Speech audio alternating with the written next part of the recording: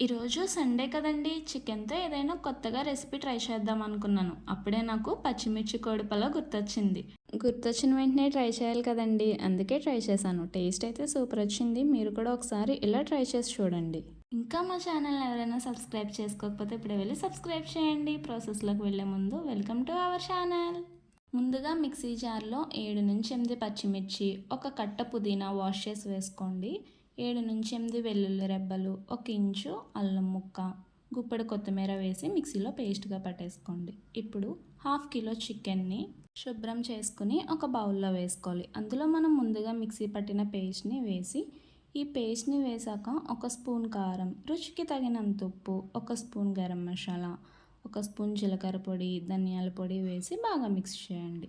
అందులోనే ఒక గరిటె పెరుగు వేసి ముక్కలుగా పట్టేంత వరకు బాగా కలుపుకోవాలి. లేట్ చేయకుండా బిర్యానీ ప్రాసెస్ని స్టార్ట్ చేసేద్దామా?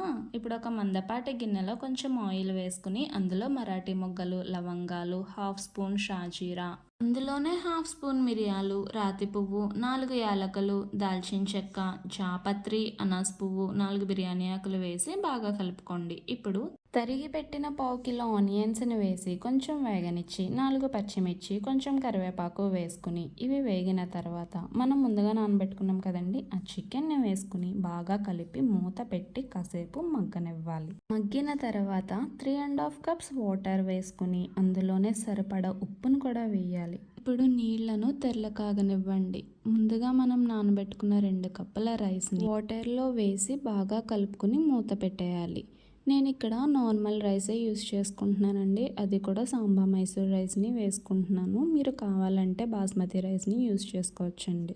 బిర్యానీ ఉడికేలోపు రైతాని ప్రిపేర్ చేసుకుందాం. 1 కప్ పెరుగు తీసుకుని బాగా బీట్ చేసుకోవాలి. అందులో ముందుగా తరిగి పెట్టుకున్న ఆనియన్ ముక్కలు, క్యారెట్ ముక్కలు, కొద్దిగా కొత్తిమీర, కరివేపాకు, పచ్చిమిర్చి, అలాగే పుదీనా, సరిపడా సాల్ట్ వేసుకుని బాగా మిక్స్ చేసుకుని పక్కన పెట్టుకోండి. మూత తీసి చూస్తే బిర్యానీ ఆల్మోస్ట్ రెడీ అయిపోయింది. ఒకసారి బాగా మిక్స్ చేసుకోండి. ఆల్మోస్ట్ రెడీ అయిపోయింది అన్నాను కదా అని వీడియో ఆపేయకండి. ఇంకా కొంచెం ప్రాసెస్ ఉంది, అది కూడా వినేయండి. ఇలా బాగా కలిపిన తర్వాత 1 స్పూన్ ఆయిల్, 2 స్పూన్ల నెయ్యి వేసుకుని బాగా మిక్స్ చేసుకోండి. అంతే, వేడి వేడిగా కోడి పలావ్ రెడీ. లాస్ట్లో కొత్తిమీరతో గార్నిష్ చేసుకుంటే సరిపోతుంది. అంతే, కోడి పలావ్ రెడీ. దీన్ని ఒక ప్లేట్లో సర్వ్ చేసుకుని అలా తింటే ఆ టేస్ట్ అయితే సూపర్ వచ్చిందండి. మీరు కూడా ఒకసారి ఇలా ట్రై చేసి చూడండి. మీ ఇంట్లో పిల్లలు ఉంటే కనుక వాళ్ళకి కూడా చాలా బాగా నచ్చుద్ది. ఇంత టేస్టీ అయిన పచ్చిమిర్చి కోడి పలావ్ని ఇంకా ఎవరైనా ట్రై చేయకపోతే ఇప్పుడే వెళ్ళి మా వీడియోని చూస్తూ ట్రై చేయండి. For more videos keep watching my channel. మళ్ళీ గుర్తు చేస్తున్నానని అనుకోకండి. Please do like, share and subscribe. Thank you for watching.